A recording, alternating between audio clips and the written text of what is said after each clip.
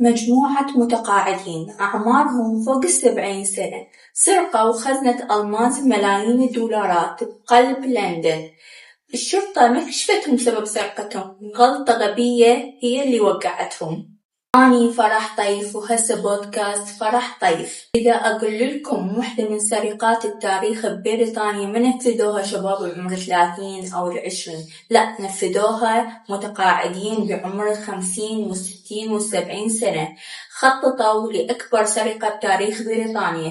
قصة هاتون غاردن سنة 2015 ببريطانيا. تعتبر هاي المنطقة من أشهر المناطق المعروفة بهاي السرقة اللي دخلت التاريخ ببريطانيا. بس شلون بدت القصة وشلون نفذوها؟ تعالوا خلينا نكشف السر سوا. منطقة هاتون غاردن هي تعتبر من أشهر المناطق ببريطانيا. هاي المنطقة كان بيها مبنى. هاي المبنى على شنو يحتوي؟ على ساعات من الذهب والألماس وساعات نادرة ومجوهرات ثمينة.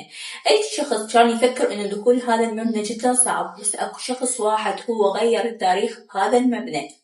هسه راح أحكيكم عن المجرمين الأربعة اللي خططوا بسرقة المبنى. أول شي راح نبدي براين بيدر، عمره 76 سنة، هو مجرم مبتدئ، سوى أكثر من جريمة بحياته، قضى 60 سنة هو وداخل السجن. بس من خطط لهاي الجريمة حسب التحقيقات اللي هسه راح نكشفها؟ براين كان معروف بهاتون غاردن، كان مخطط بسرقة هذا المبنى، وكان يقول إذا أحد يريد يسرق هذا المكان لازم تكون عنده خطة قوية وناجحة حتى يقدر يسرق هذا المكان. بس هو من اللي ساعده؟ صديق اللي إجا وحاولوا يتكاتفون سوا. بعدها تواصل ويا صديقه تيري بريكس. تيري عمره 67 سنة، أيضا هو عنده سوابق بسرقات البنوك الذهب. بعدها اجتمعوا وبدأوا يناقشون الفكرة أكثر من مرة لحد ما اجتمعوا ويا أصدقائهم المجرمين القدامى.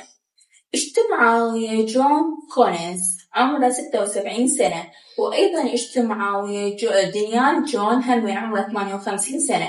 هذول المجرمين الاثنين معروفين بالخزن والسطو. شلون راح يفتحون الخزنة اللي موجودة بالمبنى حتى يتمكنون من السرقة؟ تعالوا خلنا نكشف السر سوا.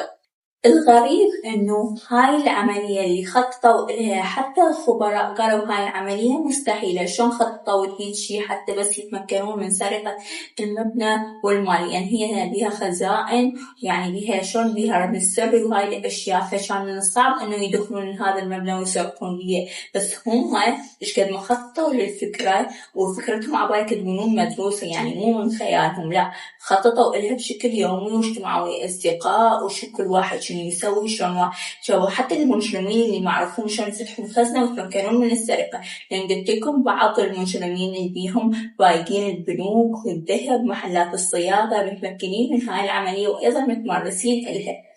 هسه تعالوا نكشف شلون بدوا شلون خططوا للعملية. اختاروا يوم عيد الفصح. ليش اختاروا هذا اليوم؟ لأن أصحاب العمل والشركات والمحلات تكون معطلة بهذا اليوم، وأيضا الحركة بهذا اليوم عيد الفصح تقل الحركة، يعني قليل من الناس اللي تتواجد بهذا المكان. وهم أصحاب الصناديق والهاي ما يروحون يزورون المبنى حتى يتأكدون من الممتلكات الموجودة داخل الخزنة مالتهم. قبل التنفيذ بدأوا يراقبون الكاميرات المبنى، الحراس يشوفون منو يدخل المبنى ومنو يخرج، وكم هاي الخطة مالتهم استمرت أشهر لحد ما إجا اليوم اللي ينفذون بيها خطتهم. العصابة اختارت أضعف نقطة المبنى. العصابة دخلت بالليل للمبنى، بس ما دخلت من باب الرئيسي ولا دخلت من نافذة ولا من شباك ولا من باب. سووا خطة غريبة ودخلوا من عندها العصابة. المجرمين دخلوا من الخدمات الرئيسية في المبنى حتى من خلالها يقدرون يتمكنون الدخول للخزنة. فمن دخلوا من هاي الخدمات ساعدتهم، استخدموا أدوات يعني الحفر وأدوات صناعية قوية حتى يتمكنون من فتح الخزنة. هسه شنو سووا ثقب ضخم داخل جدار الخرساني سميك حتى يتمكنون من داخل الخزنة.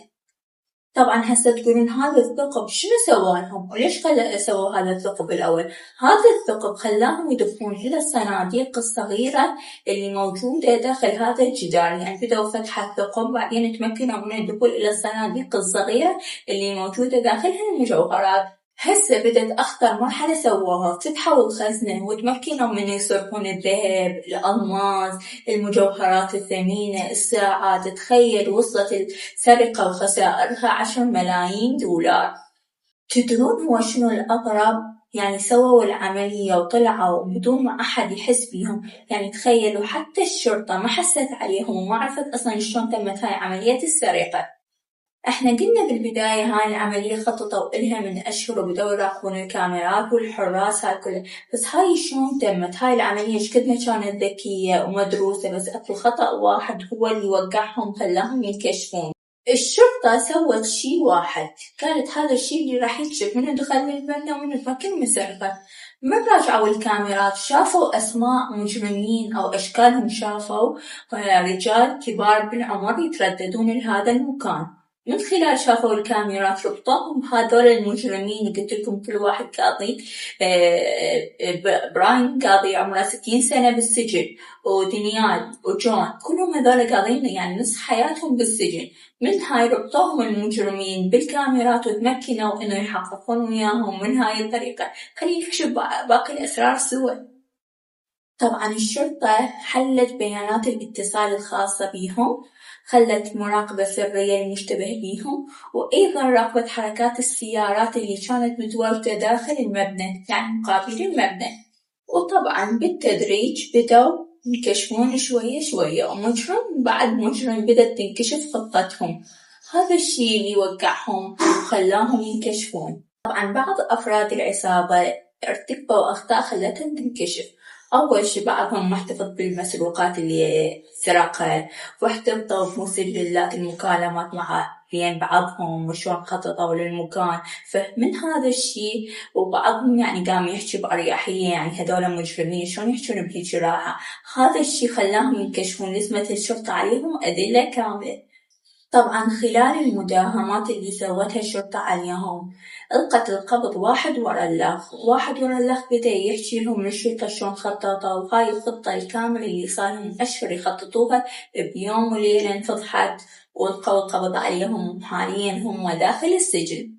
طبعا أغلبهم الحكم عليهم يقضون حياتهم الباقية بالسجن. بعضهم أصلا حتى الذهب والألماس اللي أخذوه ما لقى لحد الآن. هاي الفترة ما لقى لا ذهب ولا الألماس اللي والساعات الثمينة وهاي الأشياء اللي هسه ملاقيها، وقضوا باقي حياتهم والباقي من عمرهم كله بالسجن. يعني شو حيبقى من حياتهم؟ أصلا يمكن يموتون أصلا بالسجن بدون ما يحكموهم إعدام. طبعا أكو نظرية تقول الغنائم والمجوهرات الثمينة مو قد دورت عليها الشرطة وحاولت تسترجعها لأهلها والشركات، بس لحد هسه ما لقتها. ويقولون بعض الناس يقولون هي موجودة بس المكان مجهول وما حد ما يدري عنها. يعني أريدكم تتخيلون رياجيل عمرهم فوق 70 سنة خططوا أن يسرقون خزنات الألماس والمجوهرات. يعني إيش خلوا للشباب الشياب إذا عمره يعني قريبين من أعمار الموت، يعني حتى المفروض حركة جسمهم هاي تكون بطيئة، بس بسبب أعمارهم خططوا من أكبر هاي. يعني حتى المحللين والخبراء قالوا هاي من أكبر سرقات الألماس والذهب. يعني ماكو هيجي سرقات شلون تمكنوا وثقبوا هذا الشيء، يعني ما حد ما يقدر يسوي غيرهم، مع علمهم هم كانوا كبار بالعمر متقاعدين. طبعا هو الشيء اللي كشفهم مو الخزنة كشفتهم، لا أخطائهم هي اللي كشفتهم وودتهم للسجن.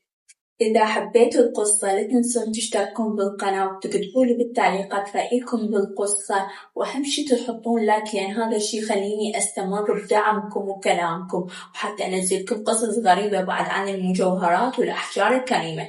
مع السلامة، نلتقي بالحلقات الجاية.